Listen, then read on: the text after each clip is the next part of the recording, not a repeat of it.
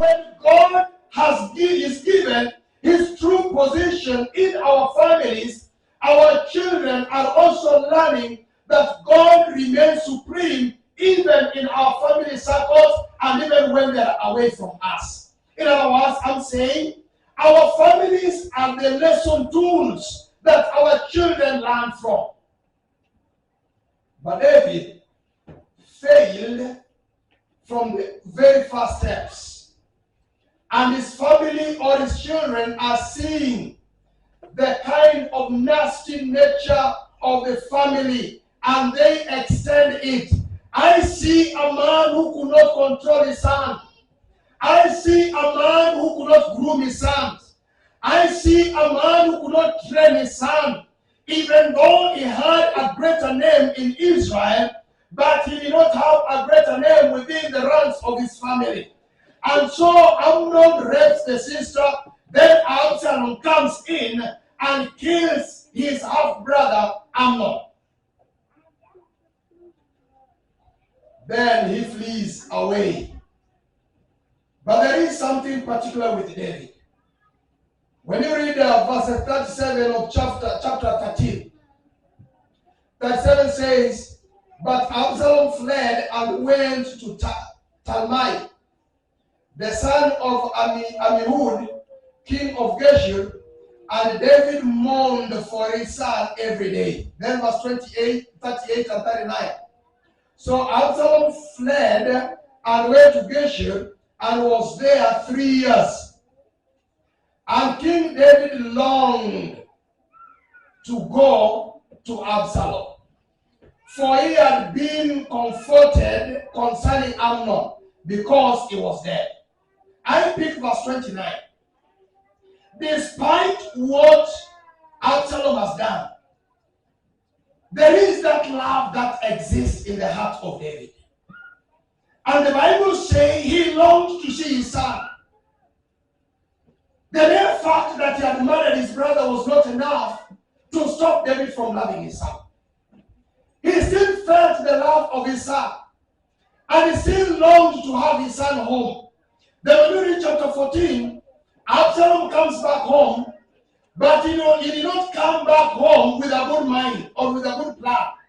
It is in chapter 14 that Absalom comes back home, but he schemes to overthrow the authority and the kingship of his father. And so he gets himself chariots and horses. He gets himself 200 men. He convinced the nation that he's a better king than the father. Then he wages war against the father. And then you read chapter 15 from verses 13, David flees away from Jerusalem because his own son is pursuing him and wants to kill him. I think that's not enough. This young man, Absalom, through the counsel of the so-called wise man he had in his camp, will give him an instruction to take the father's concubines and to lie with them, to sleep with them in the day broad light, when the children of Israel, when the Israelites were seeing in their own naked eyes. Absalom went far. He desired to take the throne of the father. And as if that was not enough, he even decided to pursue the father, even after the father had ran away to the hills in Jericho. The Bible says this in verses 30, chapter 15. So David went up by the ascent of Mount Olives and wept as he went up. And he had his head covered and went barefoot. And all the people who were with him covered their heads and went up, weeping as they went up. Then someone told David, saying, Ahithophel is among the conspirators with Absalom. And David said, Oh Lord, I pray, turn the counsel of Ahithophel into foolishness. Now it happened when David had come to the top of the mountain where he worshipped God, there was a Hushai, the Archite, coming to meet him with his robe torn and dust on his head, David said to him, if you go on with me, then you will become a burden to me. But if you return to the city and say to Absalom, I'll be your servant, O king, as I was your father's servant previously, so I will now also be your servant, then you may defeat the counsel of Ahithophel. It is this man called Ahithophel who told Absalom, who counseled Absalom to take the father's concubines and to have sex with them in the daylight. The madness this man had against his father wasn't enough to make his father turn against him. I see a man who's referred to as a dog in the Bible. That's chapter 16. And I read from verses 5. Now then King David came to Baharim. There was a man from the family of the house of Saul, whose name was Shimei, the son of Gera.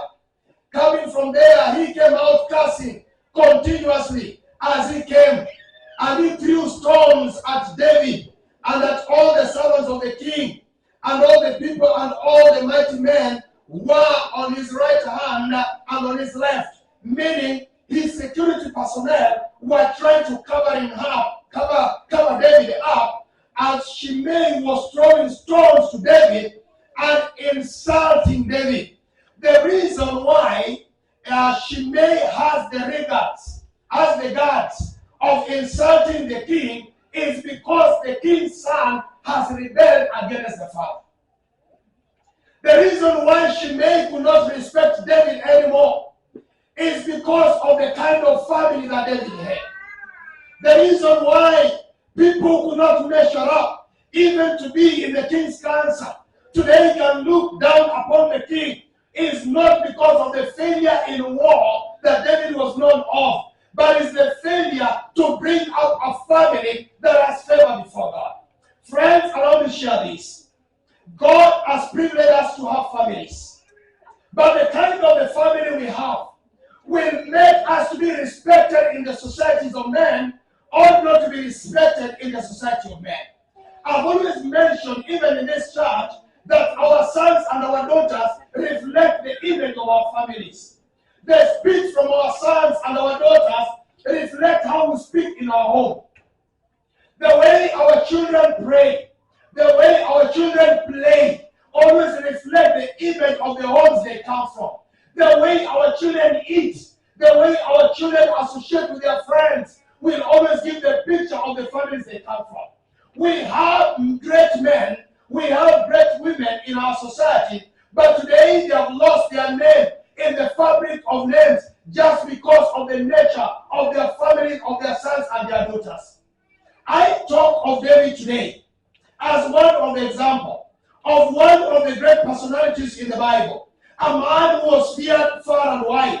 But when it comes to his family, he could not make a good example to nurture a good family that people would wish to emulate.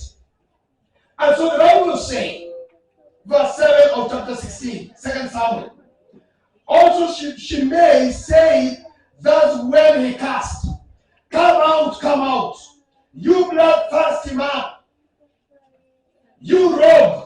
And I told you that David was a rogue, by the way. You rogue, the Lord has brought upon you all the blood of the house of Saul, in whose place you have reigned. And the Lord has delivered the kingdom into the hand of Absalom your son. So now you are caught in your own evil, because you are a bloodthirsty man. Then Abishai, the son of Zeruiah, said to the king, why should this dead dog curse my lord the king? Please let me get over and take off his head. But the king said, what have I to do with you, you son of Zeruiah? So let him curse, because the Lord has said to him, curse David.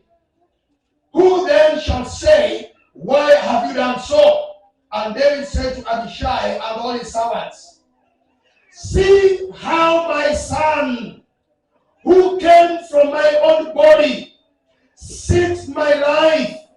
How much more now may this Benjamite let him alone and let him cast? For so the Lord has ordered him. It may be that the Lord will look on my affliction, and the Lord will repay me with good of his cursing this day. And as David and his men went along the road, Shimei went along the hillside opposite him and cast.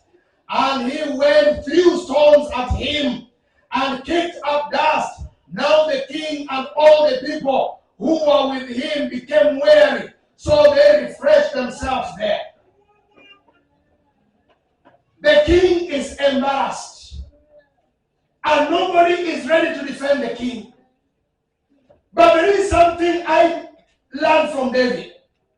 When he was in his lowest moment, he still regarded that I'm in my trenches because God has allowed me to be in my trenches.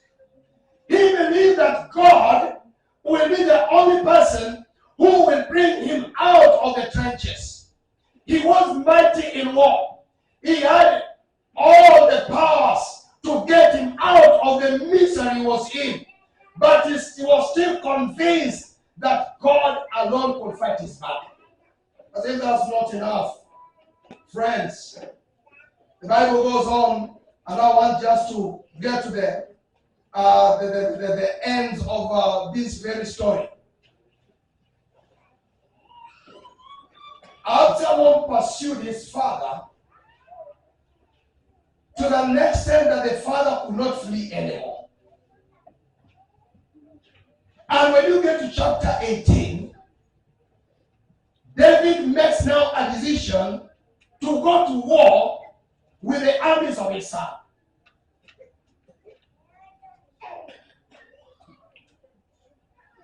But there is an instruction that he'll give.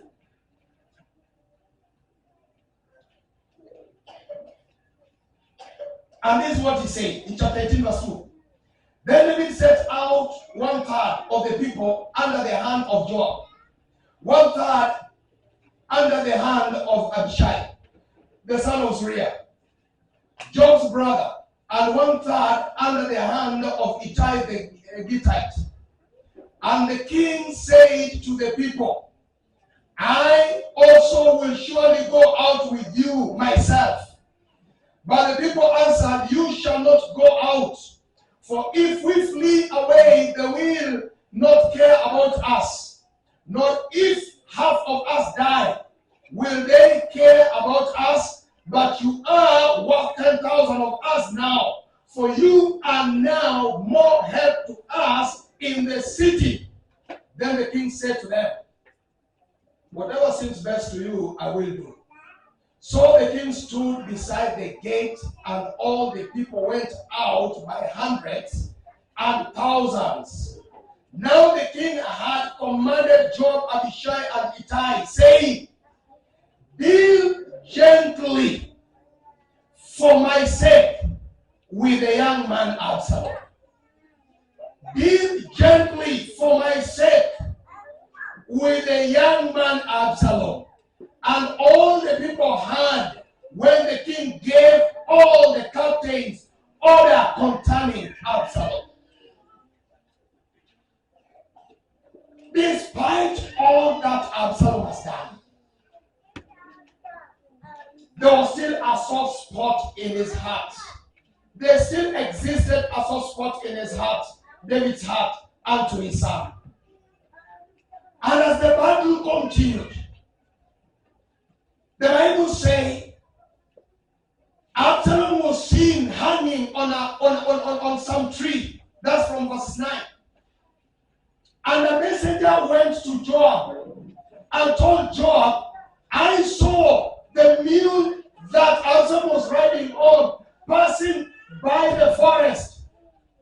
And Absalom's neck got trapped on the branches. And Joab asked this servant, why didn't you kill this servant? Why did you kill Absalom? But this servant reminded Joab, who was a commander or a captain, that the king did not allow us to touch his son. But Joab decided to go and kill Absalom.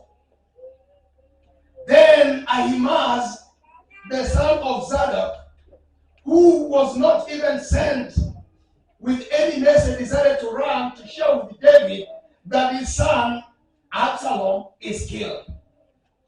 And you realize that when Ahimaaz runs to David, and David asks him why he has come to him, the man who took his time to run and to share the news of Absalom's death had no news at all.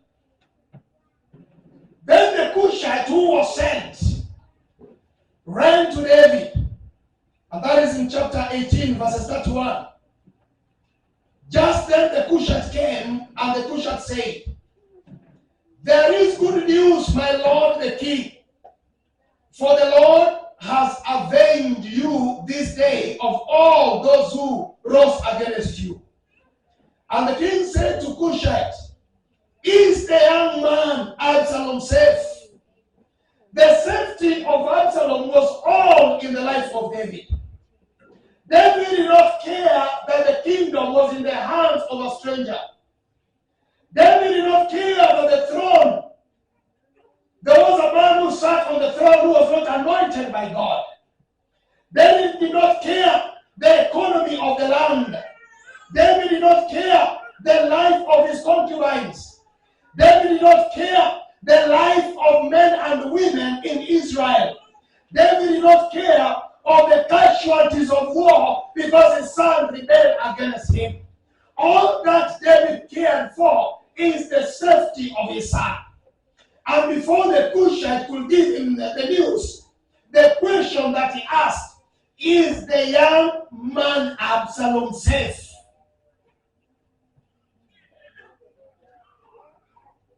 This man was ready to lose everything, but to take care of his only son. This man was to let the nation go, the powers that be, but to take care of his family. David was not ready to sacrifice his son because of the throne. He was not ready to sacrifice his son because of the fame that came because he was a king. He had given a firm instruction. To him, he did not care how many men were going to die in this war and how many widows were going to be left in the nation. He did not care how many orphans were going to be in the land. All that he cared was the safety of his rebellious son. Not even obedient son, but a rebellious son who is pursuing to kill him. Friends, God has given us families. God has blessed us with children. What is the purpose of God to bless us with children?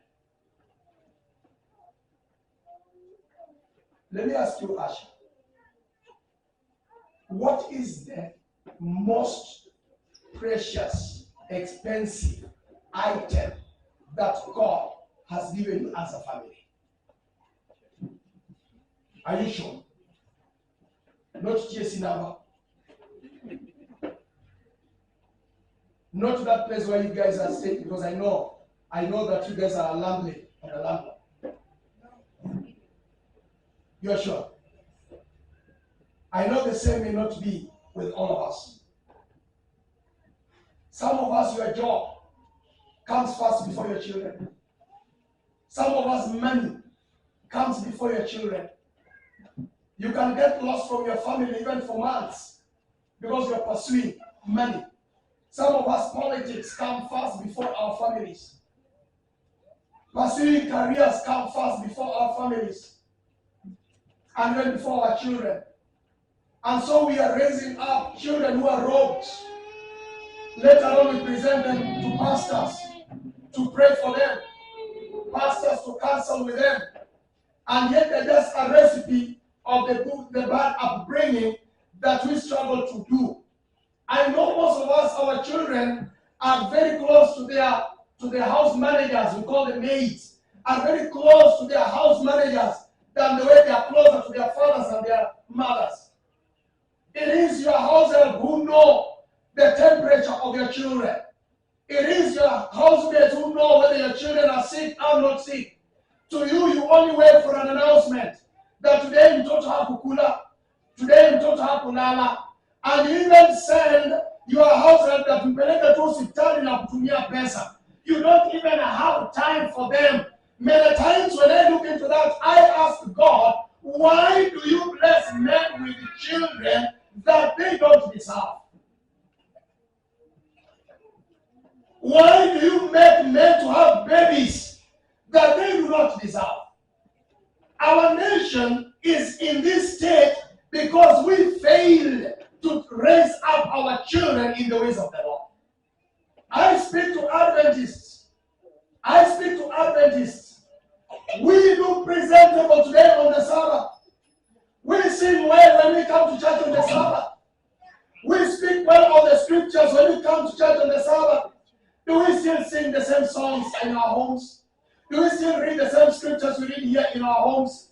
Do we have time with God even in our homes? Our children are strangers to God because we have molded them to remain strangers even before that. At times I'm pained when our children go to school on Sabbath and then the parents are church officers. Some of them are church elders. Some of them are key church members and key church officers in the church. Some of them are even committee members of those very institutions around. And they even say it categorically that my child must come, but this is an elder. And at times I ask myself, why are you even an elder?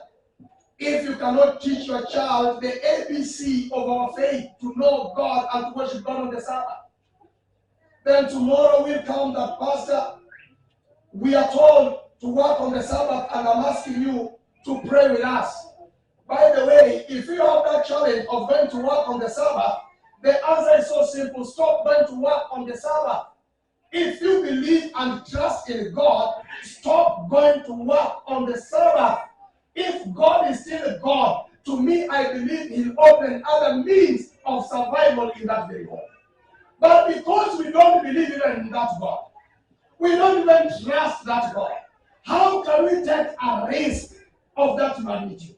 And yet we are the ones who teach our children Shadrach, Meshach, and Abednego. We are the ones who teach our children of Joseph in the Bible. And yet we ourselves, we cannot stand as Joseph, we cannot stand as Shadrach, Meshach, and Abednego, and we expect our children to be that example. God has blessed us with children, but we have turned to be the graves where our children are being buried before they die. We have turned to be the cemetery where our children are set in the grave before their rightful time. And I know and I'm sure, because we have negated our duty, God someday shall hold us responsible. Because the Bible says, our first duty is to take care of our families. In fact, when Paul speaks to Timothy, he tells Timothy that the first responsibility you have as a Christian is to take care of your family. In fact, he mentions that you are closest members of your family.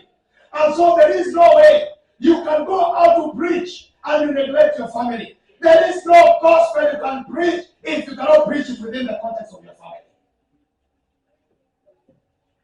David knew of this secret. And David asked the first question. The war, he did not even ask, are all my commanders alive? He did not ask, are my priests alive? To him, what qualified to be asked was the safety of his son. And the Cushite answered. So the Cushite answered, may the enemies of my Lord the king and all who arise against you to do harm be like that young man. Verse 33.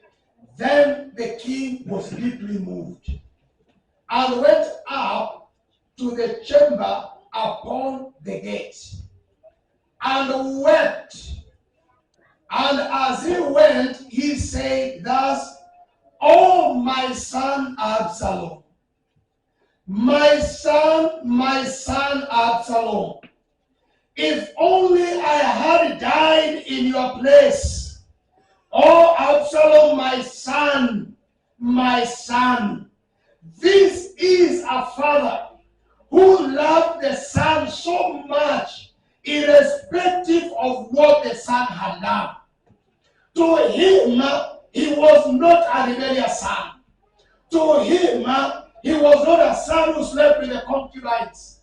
To him, he was not a son who sat on his throne. To him, he remained his son. And with all those wrong things we have mentioned, David will still stand and say, I wish I died on your place than you died, my son Absalom. How much do you love your child? How much do you love your child? Friends, I know today we are dedicating children before the Lord. But the question is, how much do you love your child? How much are you ready to go just to defend your child, just to stand with your child, just to bring your child back unto yourself? I know I speak this at a time when some children have been sent to the prison by their same parents because they went out of the instructions they were given. But David also had the right. And by the way, I see the love of God in David when he's doing all this. It did not matter to him what Absalom had done. It did not matter that he had killed Amnon. It did not matter that he was overthrown the authority. To him, what he knew, he had a son and he wanted the safety of his son. How safe are our children when they go away from us? How safe are our children when they go to school? How safe are our children when they remain home and we are not at home? How safe are our children when they go to secondary schools?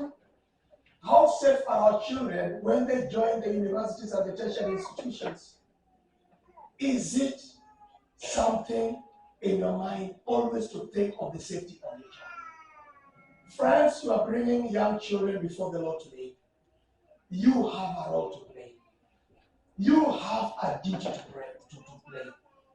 Prayers alone is not enough.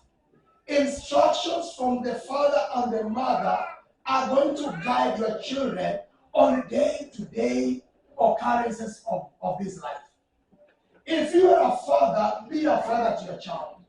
Let them know the authority of the father in the home. Don't be a weakling father. By the way, fathers whom I'm going to dedicate your children today, I know I only have 2 fathers here. The rest of them, apart from the 2, the rest of them have come fatherless. Not that their husbands are not there, but their husbands are so busy. Busy that they could not find time to appear before the Lord when the children are being dedicated. But to you fathers who are here, let me share this with you.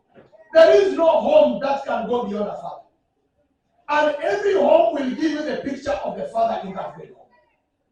If your home is in tatters, it simply speaks of you as a father.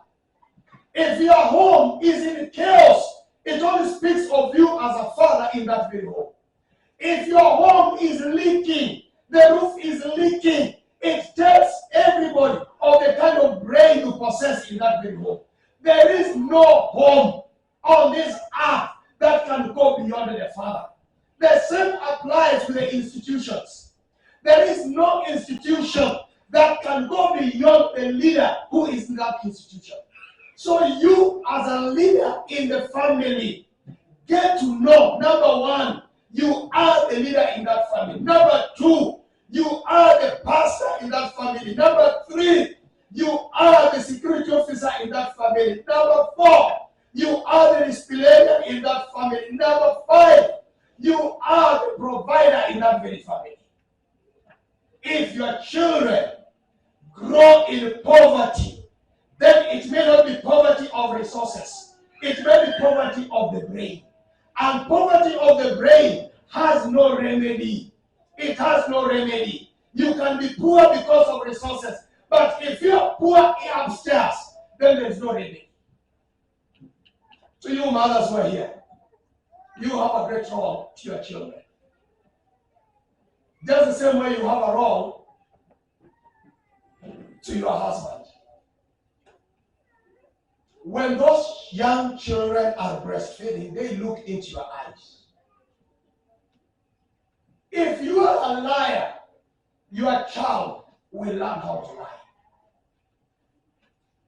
If you are a lelo, I don't know how to put lelo in English. If you behave, let me put it this way, if you behave like a hen that is laying eggs. You see, when a hen lays one egg, it makes a lot of noise as though that day it has laid 30 eggs. But it has only laid one egg, one small egg that cannot even be served on a table.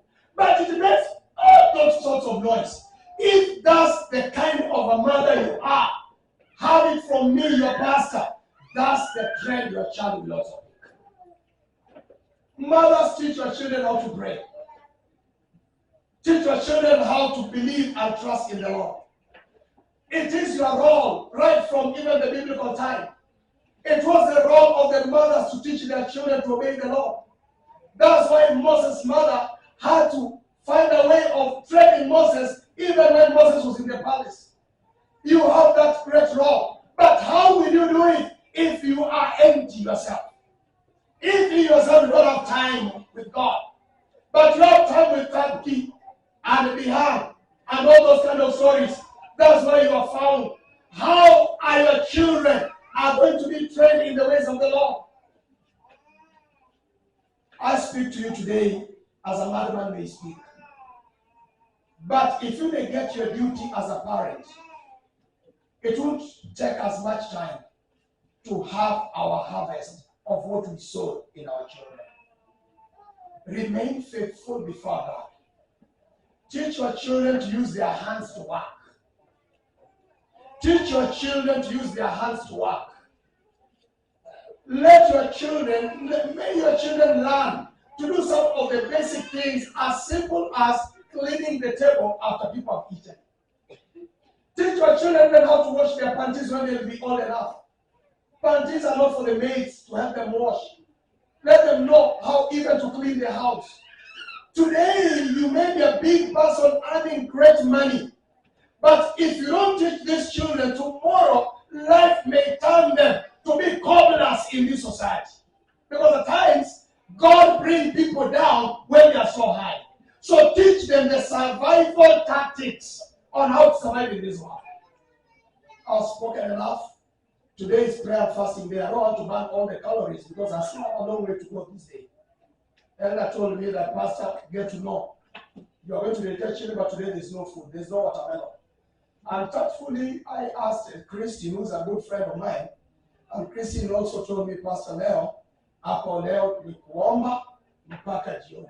So I don't want to burn a lot of calories. You see, you people are relaxed listening, but to me, I'm burning calories. Then you still expect me to go with you up to evening.